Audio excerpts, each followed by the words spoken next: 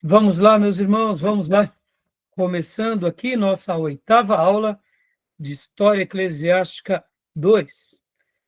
Mais uma vez, boa noite, graça e paz. Boa noite. Graças a Deus. É com muita alegria que vamos continuar falando aqui sobre a Idade Média. E hoje eu separei como tema o Império Bizantino. Nós já tratamos dele em várias aulas, mas hoje nós estaremos focando exclusivamente sobre ele, sobre o que ele foi, o que ele representou, a importância dele, e separei aqui para vocês vários materiais. É claro que nós estamos nos baseando aqui no Justo Gonzalez, que são os nossos livros-textos, também no Cristianismo através dos séculos, no livro do Daniel Hopes, que é simplesmente fantástico, mas hoje eu fiz um apanhado do Império Bizantino, também pegando aqui emprestado vários materiais de vários professores de história, né? E eu posso dizer assim com muita alegria que a gente vai ser muito abençoado, porque existem muitos materiais muito bons, graças a Deus, assim, nós temos um acervo muito bom, tanto de literatura, quanto também de vídeos, de áudios, de ensinos, né, mais variados. Eu peguei, assim, uma quantidade muito boa de informações, já passei para vocês no nosso canal de WhatsApp, as fontes, e vamos estar trabalhando sobre eles hoje, tá bom? Então, lembrando, como é costume, nossas aulas são gravadas, para que os irmãos possam estar reaprendendo sobre o tema. As nossas aulas também são gravadas para que futuros irmãos que queiram fazer o nosso curso em EAD nos procurem, porque essas aulas serão também usadas como base ao currículo em EAD, juntamente com outros materiais, e também são gravadas para que os temas aqui realmente ensinados possam abençoar muitos irmãos, para que eles possam servir as igrejas onde quer que eles estejam.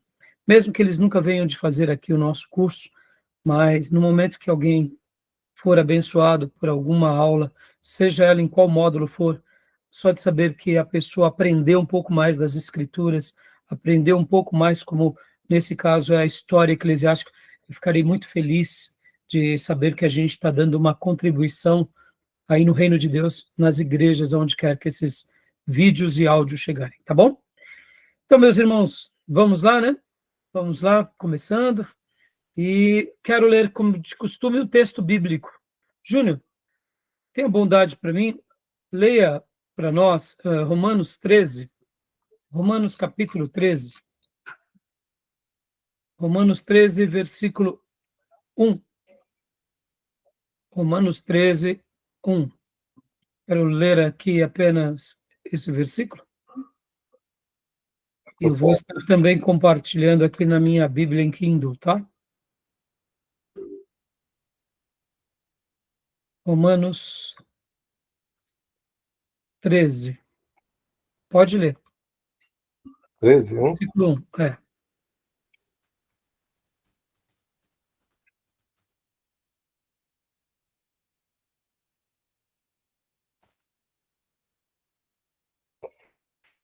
Toda alma esteja sujeita às autoridades superiores, porque não há autoridade senão de Deus, e as autoridades que há são ordenadas por Deus.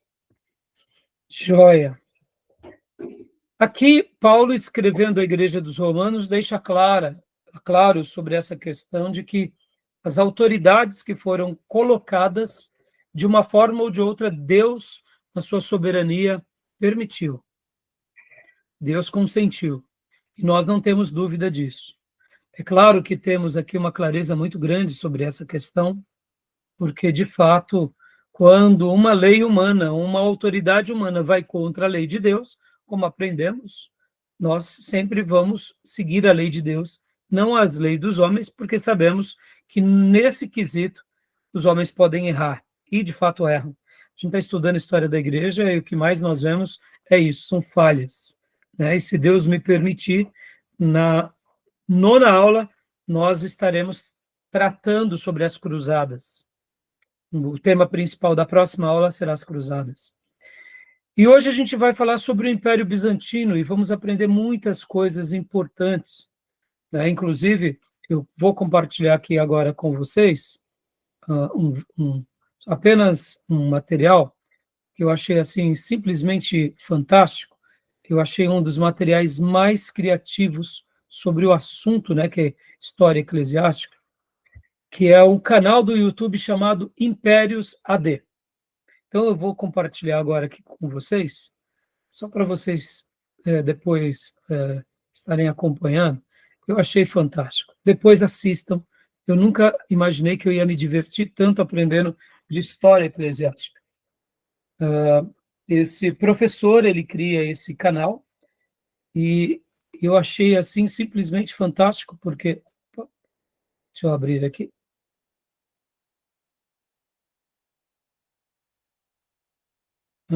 Isso. Impérios AD. É o nome do canal dele do YouTube, tá bom? O nome dele é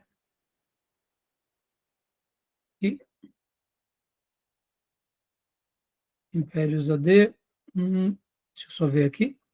Esqueci agora. Deu um branco no nome do professor. Ele é um professor de história, mas eu achei fantástico, irmãos. Fantástico. Então fica aqui, já já eu pego o nome dele para vocês, tá bom? Esqueci agora. Onde está? Ele cita o nome dele, deu um branco agora. Mas esse professor de história, eu achei ele fantástico, porque ele cria essas animações. E dentro dessas animações ele vai contando toda a história. E olha só que interessante, o material dele. Tiago, professor Tiago Braga, né? O professor Tiago, inclusive, ele deixa aqui, e eu hoje, inclusive, vou estar utilizando, até mandei já no nosso canal do YouTube, olha só que coisa fantástica. Ele deixa a indicação de alguns livros, pelo qual, olha só, o livro de História de Roma Antiga, volume 3, o Sangue de Bizâncio, Ascensão e Queda do Império Romano do Oriente. Esse livro aqui, eu achei ele maravilhoso. Vamos estar lendo algumas. Eu encaminhei ontem, inclusive, para vocês, aqueles que tivessem tempo, para lerem aqui a história concisa do Império Bizantino, das origens à queda de Constantinopla, um breve resumo de 26 páginas. Achei maravilhoso, que eu acredito que vai te enriquecer muito. E uma coisa que ele começa aqui nesse vídeo dizendo, professor Tiago, que é muito legal, ele menciona sobre essa ideia que nós temos, que é a ideia do quê? Do Império Romano, a queda de Roma, e ele fala que o Império Romano caiu. E aí ele usa até o termo, né? Só que não, o Império Romano não cai. De fato, o Império Romano continua por meio agora do Império Bizantino. Historicamente, é o Império Bizantino, para nós, sim, mas para eles, os romanos, eles não viam essa divisão, né? Até porque com Constantino se muda-se a capital do Império que está em Roma, vai para Constantinopla, mas continua o Império Romano.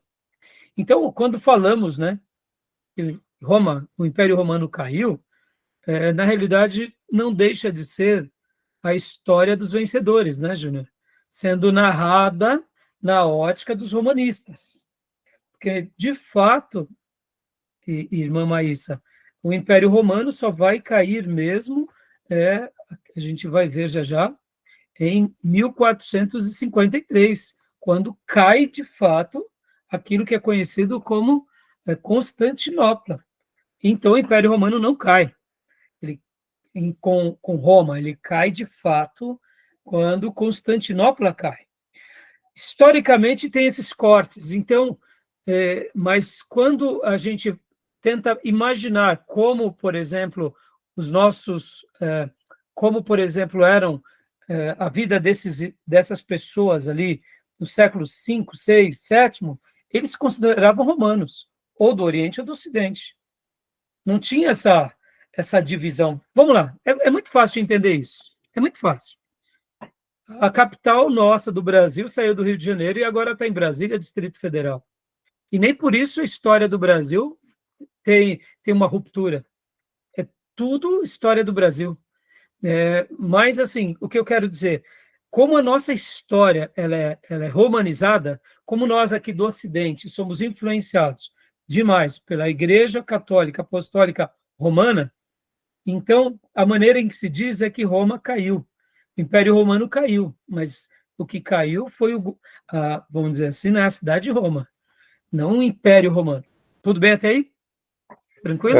Eu entendo, mas eu, em parte, discordo, porque é o seguinte, em termos de hegemonia, em termos de ascensão, em termos de domínio, o Império Romano não se compara com o Oriente, né? Porque se você pegar a história do Império Romano desde antes de Cristo, que durou mais de 1000 anos, as maiores conquistas foram deles. Se você ver, ali no Oriente, a Síria, eu estava ouvindo uma mulher que é refugiada no Brasil, ela falou, mora em tal cidade lá, graças a Deus que o Bashar al-Assad caiu lá, porque a ditadura, ela falou, tal cidade que eu moro foi feita pelos romanos, toda de pedra, ainda mostrou. Então, você vê o avanço dos romanos em toda Sim, a Europa. Então, eu acho que, em parte, essa sim. É que oportunidade, mas em termos de poder, hegemonia, não se compara não, isso com não tenho Roma. dúvida, não tenho dúvida. Mas quando eu falo assim, Júnior, porque lembra do que a gente vem trabalhando bastante como história dos vencedores,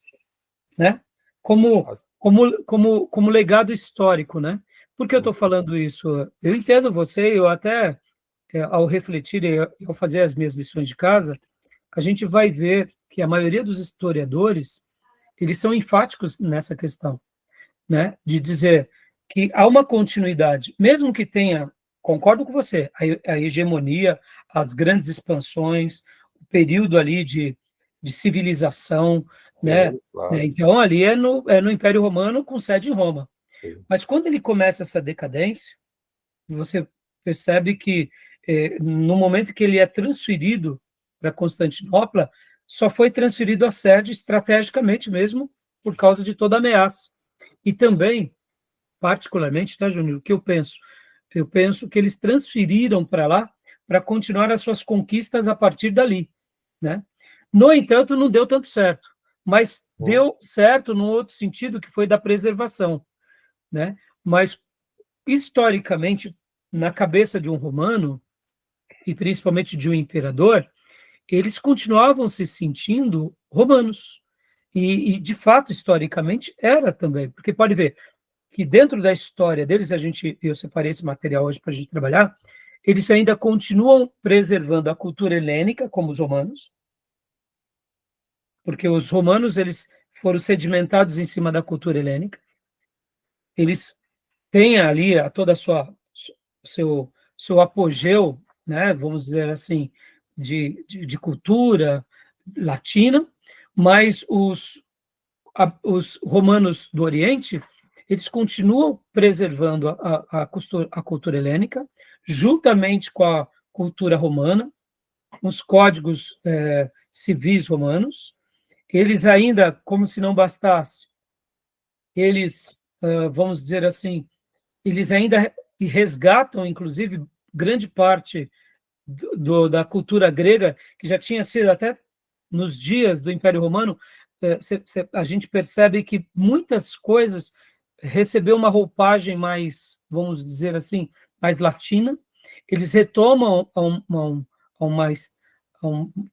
retorno grego, até mesmo as vestes a gente vai ver aqui, a questão das roupas deles, eles retomaram um pouco aquele período helênico. Então, assim, eles não deixaram de ser romanos, até porque a gente vê como história romana que os romanos, de uma forma ou de outra, eles iam se adequando conforme o tempo. Eles iam se adequando, né? Pode ver que eles passam de um reino, se tornam um império, e eles. A cultura romana é uma cultura que se adequa aos novos acontecimentos. Então, os professores, de uma forma geral, os historiadores, eles são contundentes com isso. Agora, é claro, como corte didático, como eles vão ali para Bizâncio, e aí, por isso que se torna o Império Bizantino, como didática, falar assim, o Império Romano, de fato em Roma, e o Império Bizantino, fica algo mais didático, mas tudo era Império Romano, né? Tudo era Império Romano. Pode ver que quando houve aquela retomada com Carlos Magno de se tornar o Sacro Império Romano Germânico, né? Aquela retomada à vida latina, também ele tentou resgatar aquilo que já existia no Ocidente, né? Mas, assim, vamos caminhar, a gente vai estar vendo tudo isso hoje, eu acredito que vai ser muito bom para a gente, tá bom? Porque eu só quis deixar aqui claro isso, porque, de fato, é consenso, né, que os romanos, eles não terminam quando há a queda de Roma. Eles só vão terminar, de fato, o Império Romano com a queda de Constantinopla, em 1453, por parte dos turcos otomanos. Ali sim, finda-se esse período, que é o período do Império Romano, agora de uma forma clara no Oriente, tá bom? Mas vamos lá. Então, eu quero compartilhar aqui algumas frases com vocês. Maísa, leia para nós, filha, por gentileza, eu vou compartilhar aqui. Eu separei isso daqui.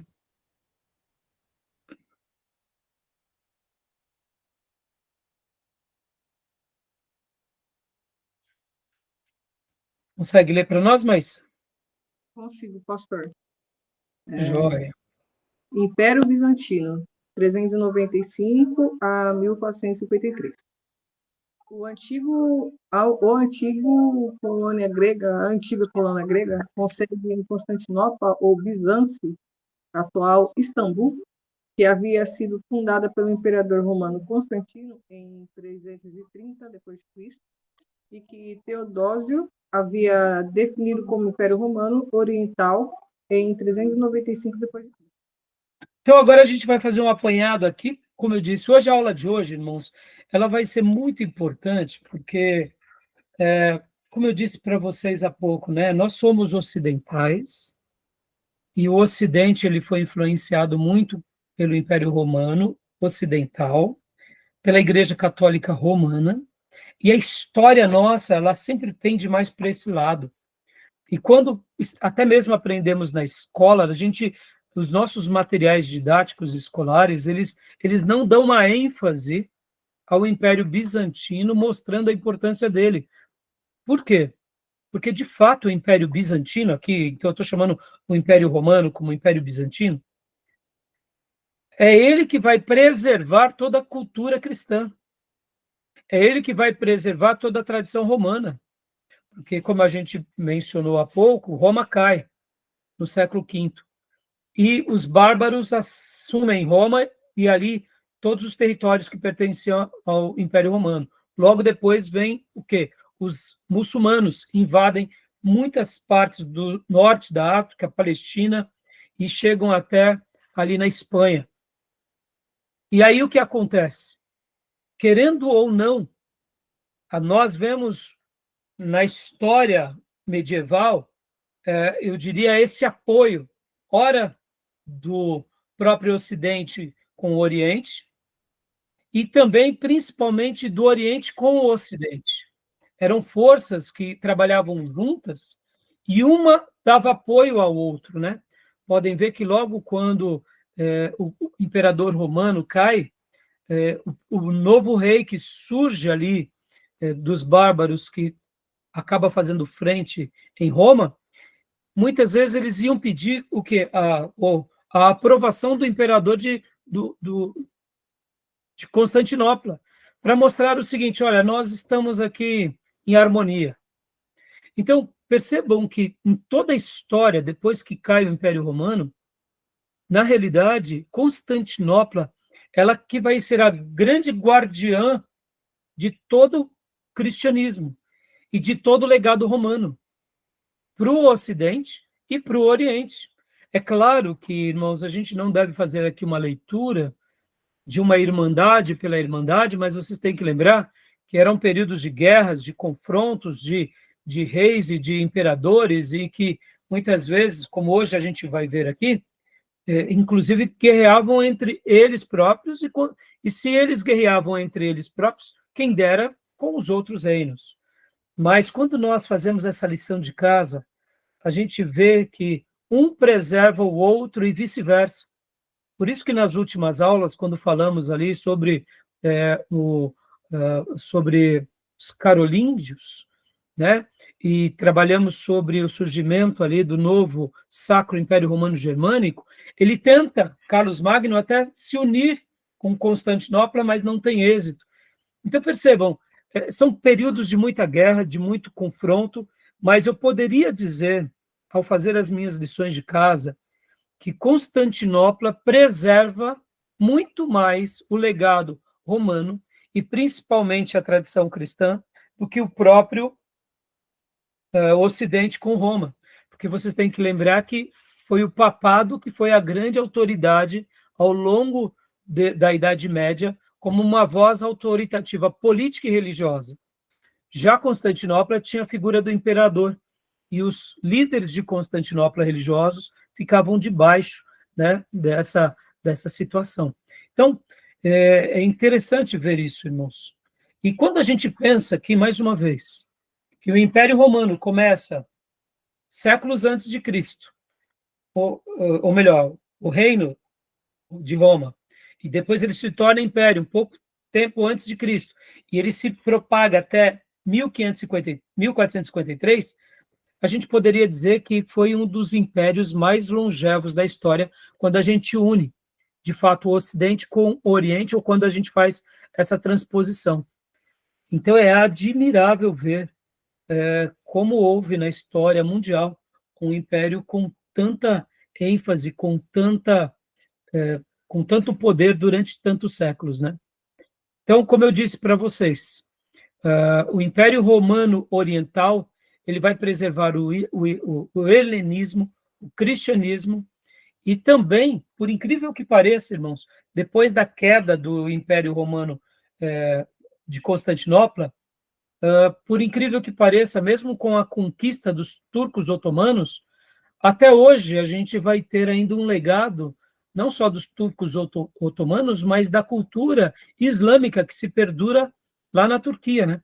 Então perceba que essa região, que é Constantinopla, que é o Império Bizantino, ele acaba sendo um berço cultural do helenismo, do cristianismo, do romanismo e também do islamismo.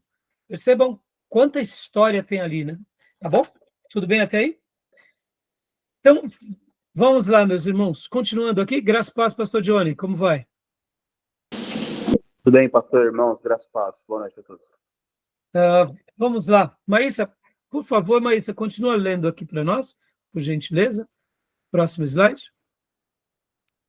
Sim, pastor. O Império Bizantino é um eixo de ligação entre a Europa e a Ásia, através do Estreito de Bósforo. Isso, né? Como vocês já sabem, esse material, meus irmãos, eu peguei do professor Pedro Renó, tá bom? Ele tem um canal muito bom do YouTube chamado Parabólica, ele é professor de história, ele faz sínteses muito boas. Aqui, ó, atualmente, esse estreito, que é o Estreito de Bósforo, né? Que faz essa separação entre a Europa e a Ásia. Por isso que eu disse, Júnior, há pouco, que, na minha opinião, tá bom? A proposta de transferir o Império Romano para Constantinopla, na minha opinião, era uma maneira de conquistar toda essa região da Ásia, da Euroásia, né? E não somente aí, mas indo conquistando ali adentro todos os demais povos, porque era assim que se pensava vamos ser honestos, um imperador, né?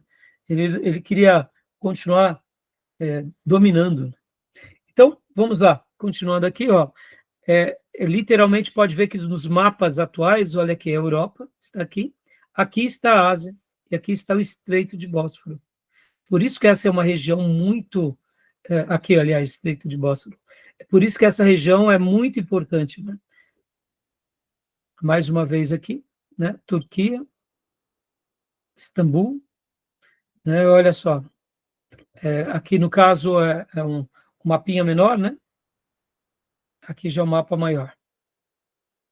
Então, temos, no caso, a Turquia, ela consegue estar ao mesmo tempo nessas duas regiões, né? É muito interessante a geografia atualmente. Ela está tanto aqui na Europa, quanto ela está na Ásia, né? É o que representa hoje. Num mapa um pouco mais, olhando um pouco mais essa região do Mar Mediterrâneo, aqui está a África, a Europa, é essa região, né? Essa região exatamente. Continua para nós, minha irmã, por gentileza. Sim, pastor. O Império Bizantino era composto por uma diversidade maior de povos. Entre eles, destacamos os gregos, egípcios e os fenícios, trazendo grande influência da cultura helenística de Alexandre o Grande, e a língua oficial era o grego. Uma coisa interessante é isso, irmãos. Olha só. Havia essa diversidade entre eles, mas a língua falada era o grego. Já em Roma era o latim. Eles preservam isso, né? Eles trazem com eles essa questão. Há uma diversidade muito grande, até mesmo por causa do lugar em que eles estão. Perceba, aqui está a África, né? Aqui estava Alexandria. Então, perceba como era muito importante essa região. E por isso que havia essa diversidade de povos, né? Os fenícios e essa questão da cultura helenística. Eles tentaram resgatar o momento, vamos dizer assim, mais áureo do helenismo. Inclusive, eu até separei aqui, a gente já vai ver as roupas em que eles usavam, os imperadores. Eles usavam a cor púrpura.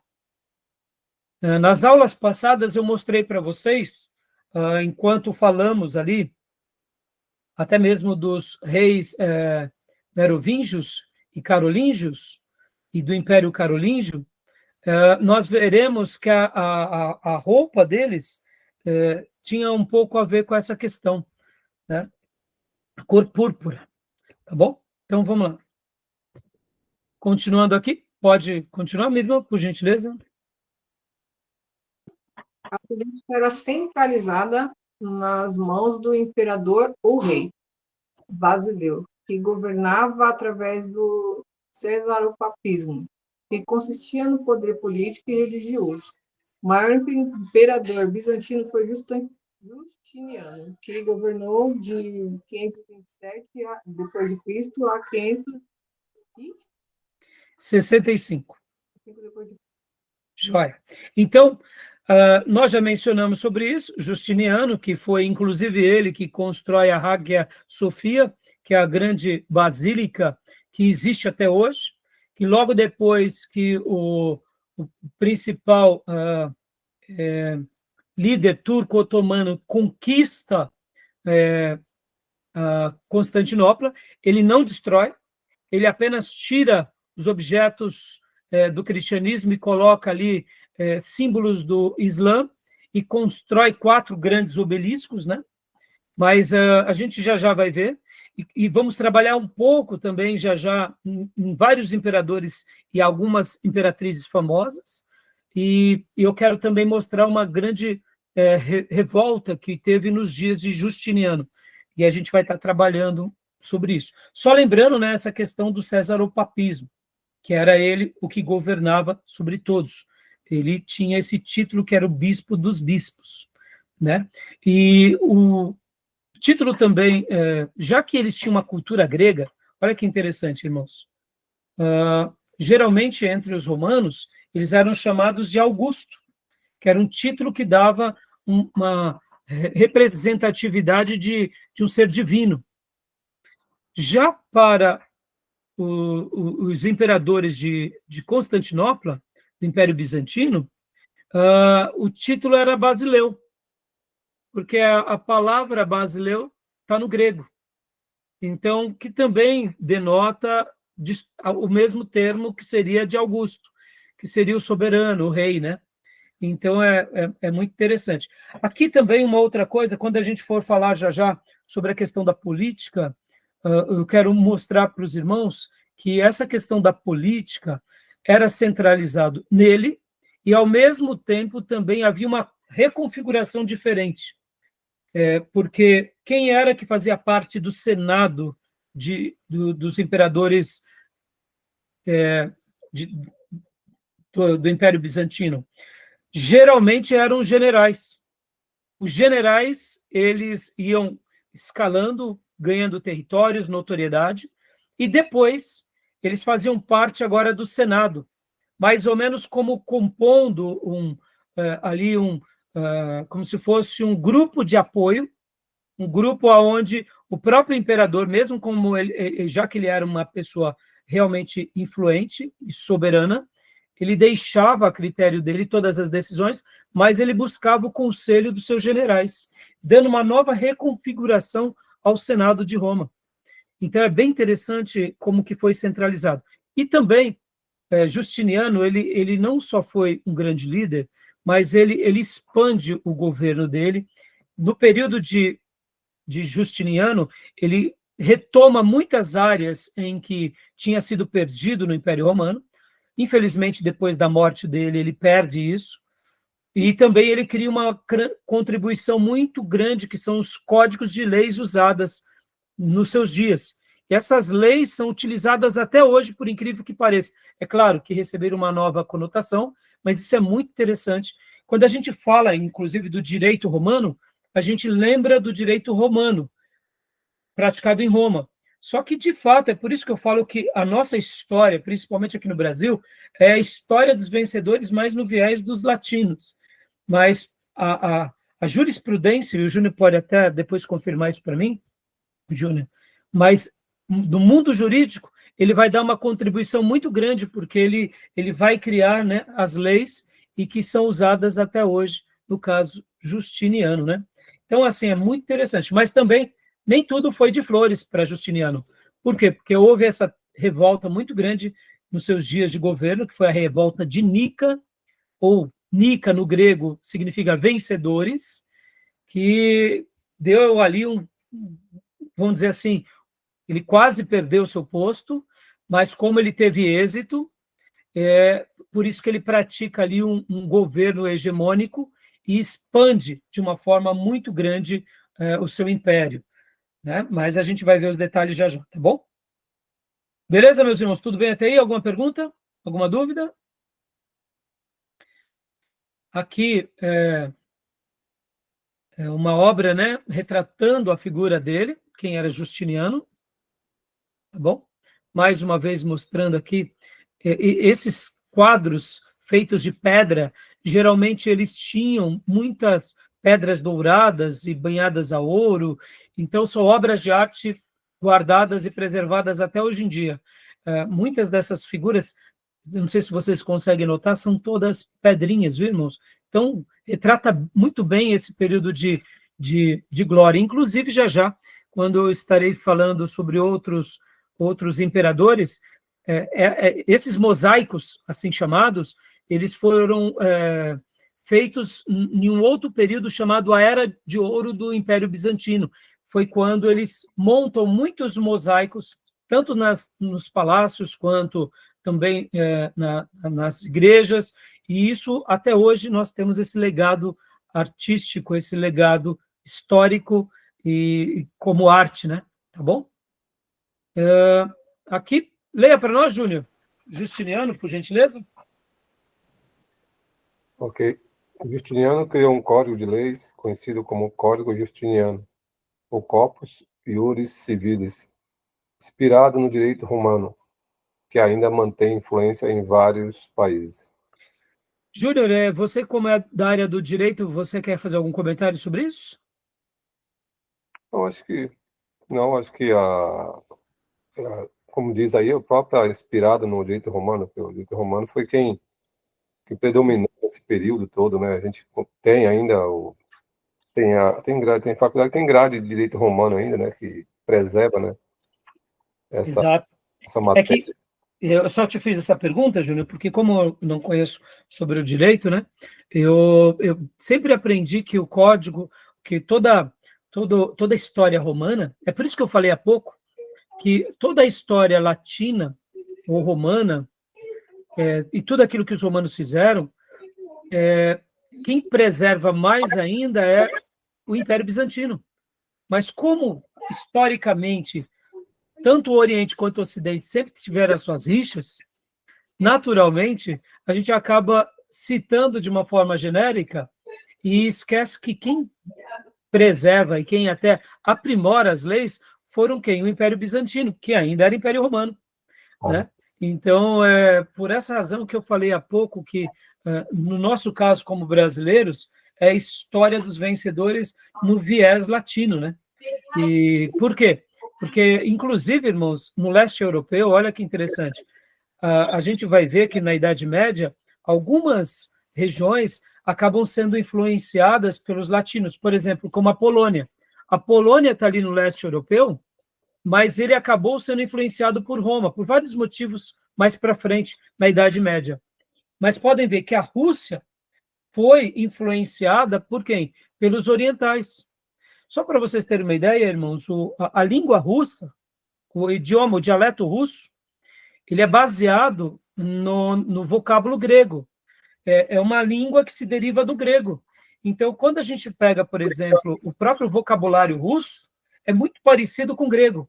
E podem ver que toda a história da Rússia tem ainda muitos viés romanos, mas com essa característica helenística, né? Então, a gente não vê isso muitas vezes na escola, né? Então, são detalhes que a gente acaba não se apercebendo, né? Porque o direito civil, na verdade, a nossa tradição segue o direito romano, né? Como o direito italiano, e agora tem países que seguem o direito saxão, né? Anglo-saxão. Mas até hoje nossa tradição preserva princípios romanos, sociedade, ubius. Não existe sociedade sem direito. Isso da onde que a gente aprende? Do direito romano. Não existe sociedade sem direito. Sim. Tem vários valores do Código Civil que predomina de lá dos princípios romanos. Joia. É isso aí, Júnior. E que, como eu disse, né, na minha opinião, tá, Júnior, eu não sou da área, né, não posso afirmar, mas, na minha opinião, muitos dos que as nossas faculdades preservam, eu posso estar totalmente errado, ainda com esse viés passando pelo filtro do Império Bizantino, com essas remodelagens.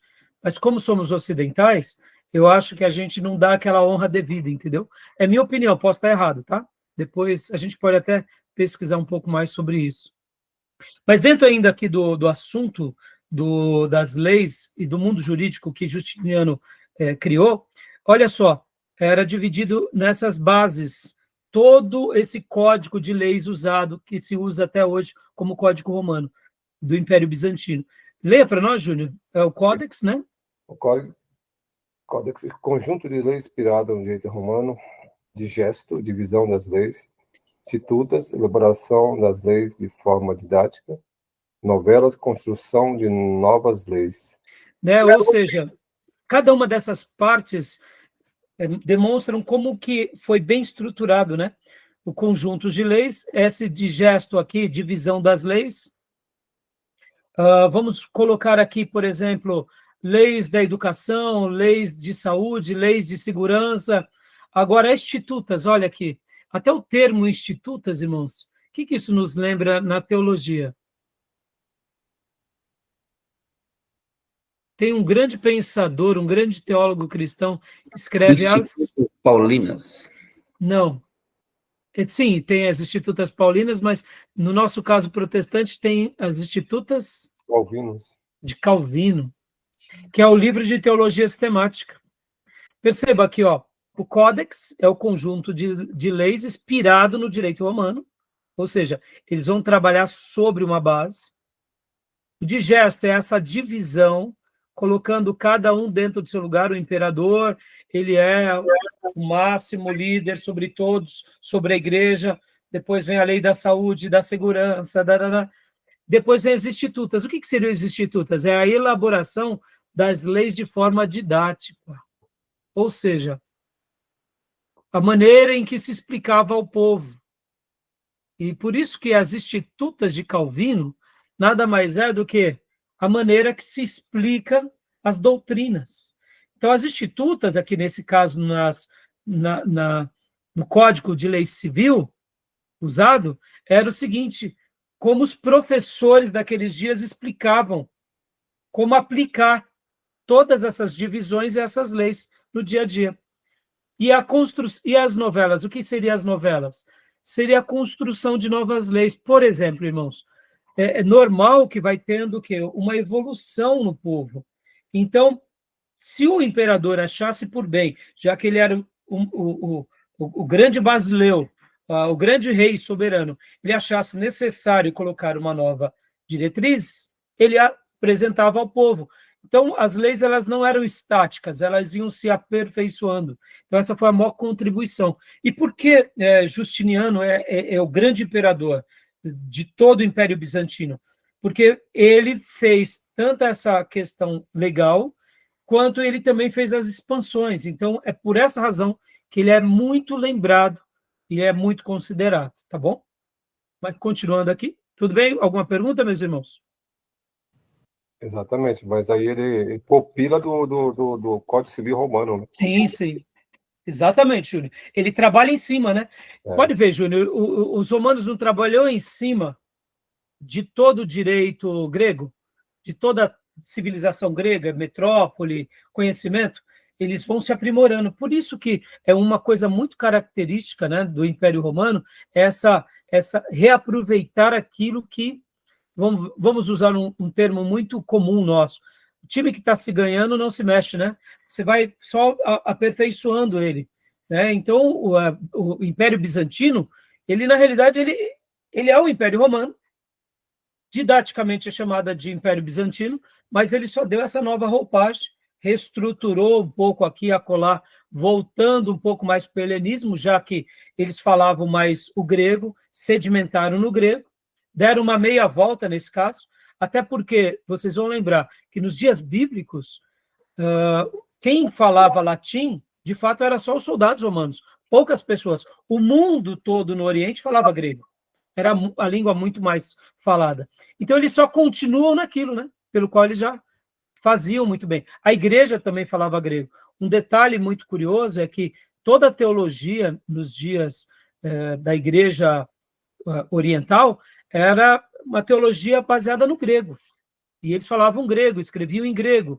Então, podem ver que, assim, diferente do Império Romano e principalmente da igreja romana, que foi para o latim, a igreja ortodoxa grega, pode ver o nome, é grego. Então, você vê que está sedimentado, tanto a cultura do império quanto da religião, né? Tá bom? Agora vamos a esse episódio aqui tão fatídico, que é a revolta de Nica. Leia para nós, Júnior, por gentileza. A revolta de Nica, 532 depois de Cristo. Revolta de facções ocorrida durante uma corrida de cavalos, com a estrutura centralizadora de Justiniano. O imperador foi considerado por sua esposa, Teodora, a reprimir o povo, resultando num total de 30.000 mortos. Após a revolta, Justiniano se fortaleceu, aumentando seu poder, expandindo as fronteiras do Império Bizantino. Parece simples aqui, mas o que fez com que ele, de fato, tivesse, assim, vamos colocar aqui, irmãos, essa situação de se tornar um expansionista, foi esse episódio. Esse episódio é um episódio muito curioso na história do Império Bizantino, por quê? Porque, na realidade, nesses dias, lembra que nos dias do Império Romano, eles praticavam muito aquilo que é conhecido por nós como pão e circo, né? Que eram os coliseus, os gladiadores. Isso. Já que no Império Bizantino, eles tinham um outro costume. Qual era o costume deles? O costume deles era literalmente como que é o nome? Hipismo? O hipismo. Isso, Júnior, obrigado. Corridas de cavalos. Então, o Império Bizantino tinha uma prática muito grande. E lá tinha um hipódromo que cabia por volta de 30, 40 mil pessoas. E então o próprio imperador tinha uma área exclusiva para ele, que ele ficava, e juntamente com os nobres. E depois ficava o povo. E o que seria essa revolta de Nica? Como eu mencionei, Nica significa no grego vitória. Houve um empate nessa corrida, e geralmente os cavalos em que o imperador votava sempre ganhavam. Curioso, não? Ele nunca perdia, raramente perdia. Nesse dia deu empate. E por ter dado empate, foi para uma disputa, e ele, como imperador, como Basileu, ele deu voto de Minerva. Para quem que ele foi dado voto de Minerva, irmãos? Ele deu voto de Minerva para o cavaleiro dele, e porque geralmente era o imperador e os nobres que sempre ganhavam. O povo saiu para as ruas e começou a fazer vários protestos. Vocês têm que lembrar que, irmãos, como tudo, né, na vida, muitas vezes essas divisões sempre vão acontecer. E acontece algo muito curioso, porque essa revolta que começa a acontecer, a sua esposa, a imperatriz Teodora, chega para ele e fala o seguinte: olha, se você não for firme com punho de ferro, o povo vai nos destronar. Então ele chama o seu general, que é Belisário, e ali começa a fazer um contra-ataque a essa população. E, resumindo, morre 30 mil pessoas por causa dessa revolta. A partir de então, ele começa a ser temido, porque, como fala muito Maquiavel, né? Que as pessoas me temam. É melhor que elas temam o rei do que elas amem o rei, né? E aí eles começam, então, a ter esse temor. Então, ele traz agora todo o poder, juntamente com seus generais e com a corte, uma força tão grande que ele começa a fazer as suas expansões. E é por essa razão, inclusive, que agora ele expande o seu reino. A tirania, né? Exatamente, né, Júnior? Infelizmente, isso faz parte da história, né? Por causa desse medo, agora todo mundo se une a ele. E aí a gente vê as expansões dele e a retomada. Lembrando que, algum tempo atrás, toda essa região aqui tinha sido literalmente dizimada pelos quem? Pelos vândalos, né? Principalmente essa região aqui, todinha, logo depois que Teodósio divide, porque vocês vão recordar que Constantino coloca a sede do Império Romano em Constantinopla, e depois Teodósio divide o Império Romano entre o Ocidente e o Oriente. E toda a parte ocidental, os vândalos dominaram, e agora ele consegue fazer essa grande expansão, chegando aqui, inclusive, né, na Espanha, né, na Península Ibérica da Espanha. Mas pouco tempo depois da sua morte, ele perde tudo isso de novo, em virtude dos seus problemas, né? Leia para nós, Júnior, por gentileza. A economia do Império Bizantino era baseada na produção de tecidos, na agricultura, realizada pelos camponeses e principalmente no domínio das rotas comerciais do mar Mediterrâneo.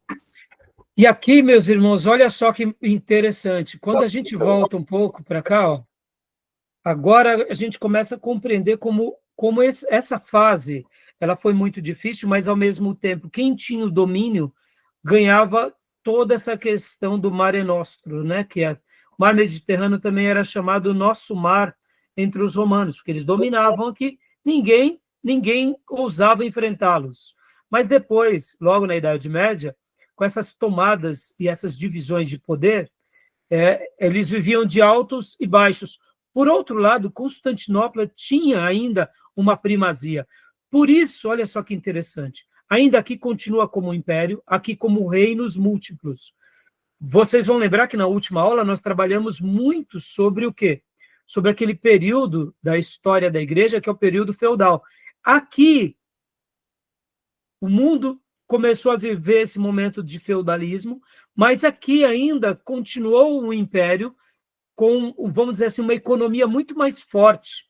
Se manteve ainda uma economia muito mais pujante. Por quê? Porque, querendo ou não, havia ainda uma estrutura. É claro, irmãos, eu estou dando uma síntese, mas você tem que lembrar que pouco tempo depois os persas invadem Jerusalém. O imperador, nos dias que os persas invadem que é a região de Jerusalém, principalmente a Palestina, retomam esse poder. Pouco tempo depois vem os muçulmanos, retomam aqui a Jerusalém, e aí eles invadem toda essa região do norte da África. E olha só que interessante, irmãos, um detalhe aqui que o nosso escritor Daniel Hopes coloca, que quando os árabes estão fazendo as suas conquistas, nos dias deles, o rei Visigoto, ele estava, vamos dizer assim, não muito unido ao Papa de Roma. Então, eles começaram a ter uma certa empatia pelos muçulmanos. Eles achavam que unir forças com os muçulmanos ia ser melhor, já que eles estavam aqui meio que divididos com os líderes romanos, principalmente o papado. Só que, como nós conhecemos, de fato, quando os muçulmanos realmente, porque já tinham espiões muçulmanos aqui entre os visigotos, quando eles destronam o rei, eles devastam toda essa região, e só foram os francos que seguraram a força dos muçulmanos. Então, perceba como a história ela é repleta de detalhes. Depois vocês peguem no material do Daniel Hopes, nos últimos capítulos, é uma história fantástica. Ele vai mostrar como que foi essa estratégia muçulmana, juntamente com alguns, poderíamos chamar de mensageiros ou espiões muçulmanos, que estavam aqui flertando, já que eles estavam não tão satisfeitos com o líder romano, que no caso seria o Papa, e aí por isso que cai aqui, onde é a Espanha.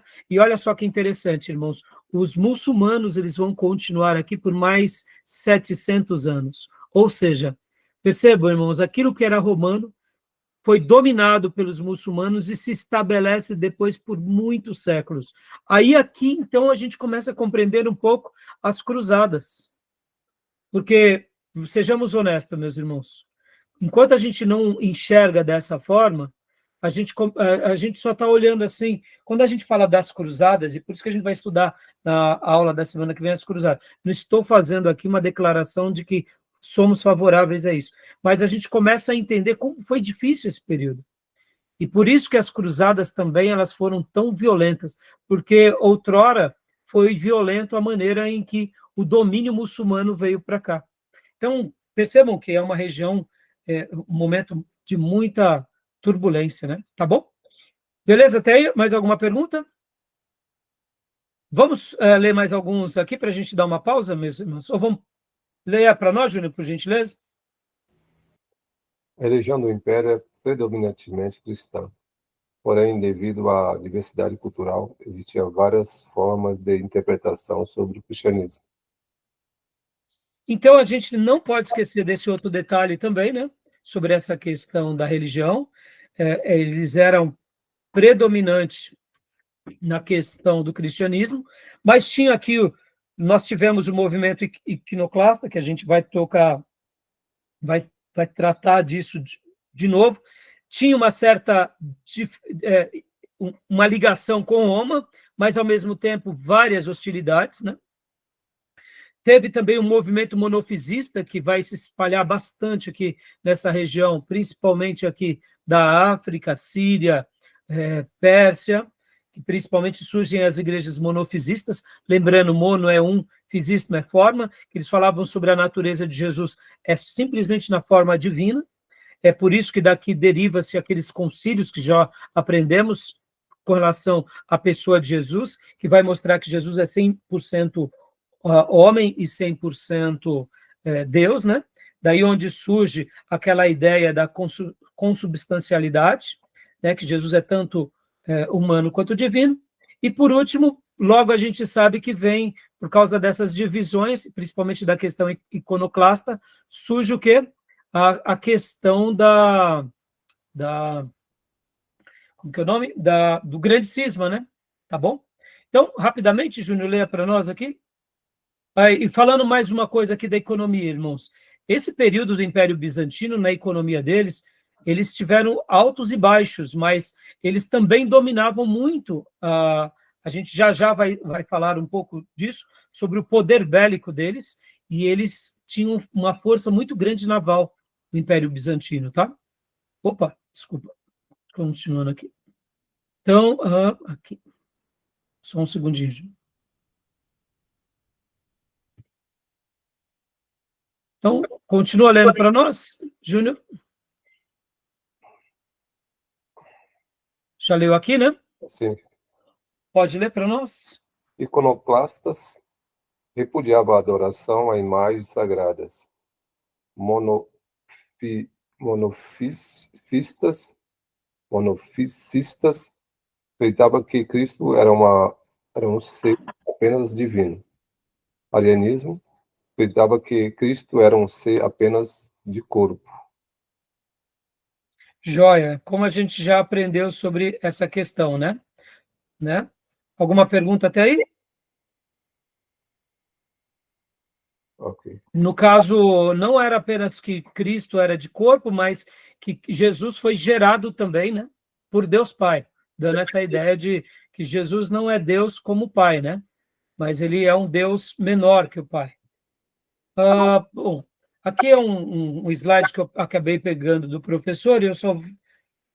pode ler para nós, Júnior, por gentileza? A Igreja Católica Apostólica Romana acreditava na consubstancialidade. Cristo era um ser de corpo e alma, assim passou a perseguir e tratar como hereges aqueles que pensavam de outra forma. Aqui, né, a questão da consubstancialidade é dando essa ideia de que ele é um com Deus, mas também ele é 100% homem, né? Como a gente já aprendeu. O que mais? Vamos lá. E aqui vem, então, o grande cisma. Pode ler para nós, Júnior, por gentileza? Em 1054, depois de Cristo, ocorreu o grande cisma do Oriente, com a separação entre a Igreja Apostólica Romana e a Igreja Cristã Ortodoxa Bizantina, onde a infabilidade papal não se fazia mais presente entre os ortodoxos, além de adotarem o grego como língua oficial. Um detalhe aqui, meus irmãos, aqui, ó, nessa iconoclastas, na denúncia, né, pelos ídolos e pelas imagens, poderíamos dizer que foi quase como uma maneira de protestar contra a idolatria? Certo ou não? Poderíamos dizer que foi um gesto daqueles da Igreja Oriental protestarem contra a Igreja do Ocidente? Percebam, é um pseudo-protestantismo, né? Podem ver que eles não veem a figura do Papa como uma pessoa autoritativa. A questão como a gente já trabalhou nas aulas passadas, a questão da língua, ou melhor, da autoridade sobre todos, né? Então, perceba que aqui a Igreja Oriental, ela foge bastante da Igreja Ocidental, né? Tudo bem até aí? E agora, por último, a arte bizantina.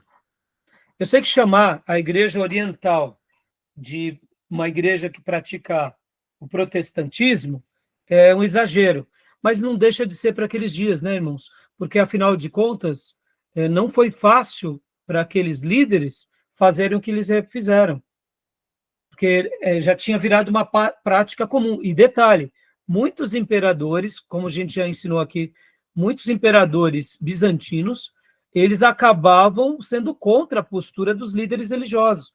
Por isso que, mesmo que a teologia não foi uma teologia tão desenvolvida na Igreja Oriental, a postura deles foi uma postura mais conservadora do que no Ocidente, que se enveredou mais. Porque, percebam, se o imperador não concordava com essa prática deles, e eles, mesmo assim, tiveram firmeza de ir contra, então a gente mostra que, com isso, que o nível de maturidade dos líderes religiosos aqui em Constantinopla, mesmo que eles fossem fantoches do imperador, eles tinham mais firmezas do que foi no Ocidente. Tudo bem? Concorda comigo ou não?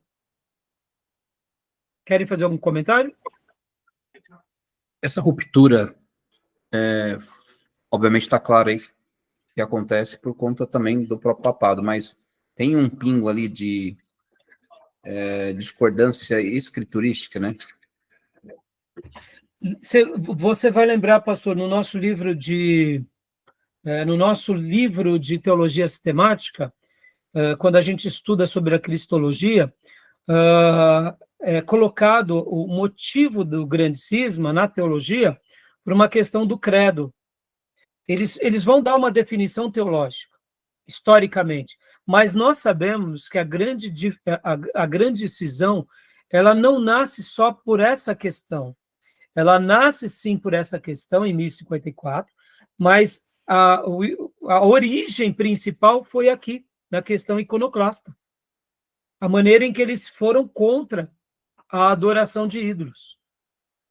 Podem ver que nesses mosaicos que eles têm até hoje, na Igreja Oriental, eles têm um mosaico, mas eles não têm o ídolo propriamente dito, porque eles são contra a adoração a ídolos. Então, essa situação que começa ali no século VIII e que se arrasta durante os próximos séculos, o grande estopim chega no ano de 1054. A gente vai ver algo bem curioso já, porque hoje, como eu separei, de fato, vamos dizer assim, o tema só como Império Bizantino, vocês vão ver o seguinte, que vai ter uma polarização muito grande dos reis do Ocidente e dos imperadores do Oriente, e que tem vezes que eles estão em muitas tensões, e nesse interim, o papado também vai fazer frente, juntamente com esses reis, contra o Império Bizantino. Porque vocês têm que lembrar aqui, irmãos, que quanto mais poder você tinha, mais você ampliava não só os seus horizontes de terra, de produção, mas você dominava o mar. Você tinha aquele período de prosperidade. Então, o que acontece? No segundo bloco, quando eu for falar agora sobre a Era de Ouro do Império Bizantino, vocês vão entender que essa Era de Ouro do Império Bizantino incomodou muito o Ocidente. Porque na Era de Ouro do Império Bizantino, eles dominaram o mar e eles tinham embarcações muito bem preparadas contra qualquer ataque do inimigo. Então, eles expandem o comércio deles, eles chegam num momento de muita expansão e de muita riqueza. Então, diante disso, pastor Johnny e irmãos, o que acontece? Essas forças iam sendo colocadas em xeque em cada período, e vocês também têm que lembrar que, fora as oposições de outras nações, eles tinham os outros povos que faziam guerras constantes contra eles tinham os problemas internos também, que eram o problema da sucessão, porque, percebam, dentro do Império Romano, eles tiveram várias crises, e uma das grandes crises que prepararam o caminho para a invasão dos bárbaros foram o quê? Aquelas tomadas de poder ou aquelas insurreições que iam acontecendo dentro do Império Romano lá do Ocidente. Aqui no Império Bizantino também acontecia algo bem parecido. Por quê? Porque não tinham um plano de sucessão muito bem elaborada entre os bizantinos. Então, o que acontecia? Lembra que eu falei há pouco que o imperador bizantino, ele tinha debaixo dele o quê? Ele tinha o Senado, e esse Senado era composto por quem? Pelos seus generais. Logo, um general muito forte, muitas vezes, fazia com que a sucessão do império ficasse agora com esse general. Então, só para vocês terem uma ideia, a roupa do imperador e da imperatriz geralmente era em púrpura. E havia um nome que era dado como a enfermidade da púrpura. Ou seja, por que isso acontecia? Porque não havia uma linha de sucessão clara aqui no Império Bizantino. Então, o imperador ele nunca estava totalmente seguro. E porque lá nos reinos bárbaros, o filho sucedia ao pai. No Império Bizantino, não. Era o mais forte. Logo, o que acontece? Eles tinham também esse problema interno. Então, muitos generais acabavam tornando-se, eu diria, o futuro imperador. Então, tinha esse período. O período de ouro, que é chamado do Império Bizantino, é quando se estabelece uma dinastia. E essa dinastia ela acaba realmente fazendo com que o Império Bizantino ganhe grande projeção. No entanto, assim como eles ganhavam a projeção, logo os outros reinos e o Ocidente também queriam disputar essa frente.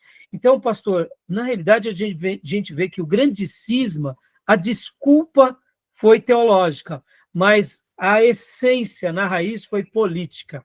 Foi força mesmo, foi questão de poder, entendeu? Foi divisão.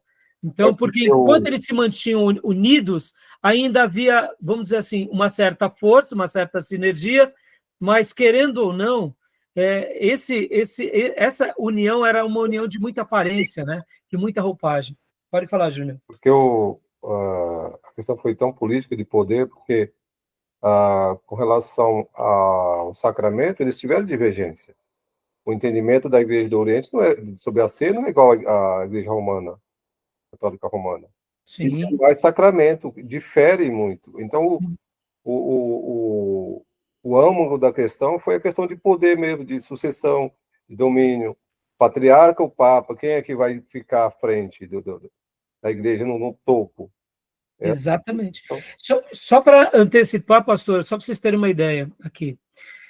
O Império Bizantino ele nunca teve uma invasão de fora, mas no ano de 2004, os cruzados, eles, por ordem do Papa, eles conseguem contra-atacar Constantinopla, saqueiam Constantinopla e tiram o poder das rotas marítimas. Ou seja, perceba, agora os cruzados eles estavam ali em Jerusalém, e, de repente, eles vão para Constantinopla e chegam em Constantinopla, saqueiam Constantinopla, e ali, pela primeira vez, Constantinopla foi invadida em 1204. Ou seja, nunca na história, até o ano 330, tinha tido uma invasão. Já já a gente vai falar um pouco sobre o poder bélico de Constantinopla. Agora, quem fez isso? Os cruzados. Quem eram os cruzados? Eram soldados e cavaleiros debaixo da ordem do Papa. Opa, mas peraí, não eram tudo cristãos? Eram cristãos, mas percebam, a questão é política e é poder, entendeu? Interessante, né? A gente vê que o quanto a teologia foi uma roupagem, né? Tá bom?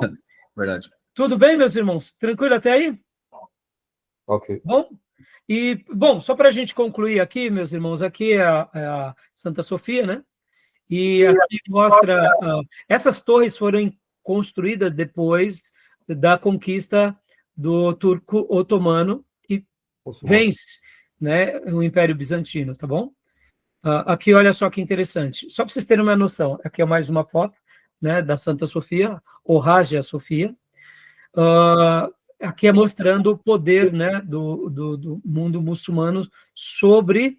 Aqui, pode ver que aqui dentro, ó, tá vendo a meia-lua e a estrela? Já mostrando que agora ela se torna uma cátedra muçulmana, né? No entanto, hoje, atualmente, não, foi devolvida, foi tombada como patrimônio da Unesco, né? Mas percebam, o sultão que conquista Constantinopla, que foi Maomé II, quando ele, com os turcos otomanos, Maomé II, ele conquista, mas ele não derruba. Ele poderia ter derrubado aqui, porque era um símbolo cristão. E outra coisa curiosa, essas construções com abóbadas, podem ver que a Santa Sofia tem essa abóbada, não tem? Opa!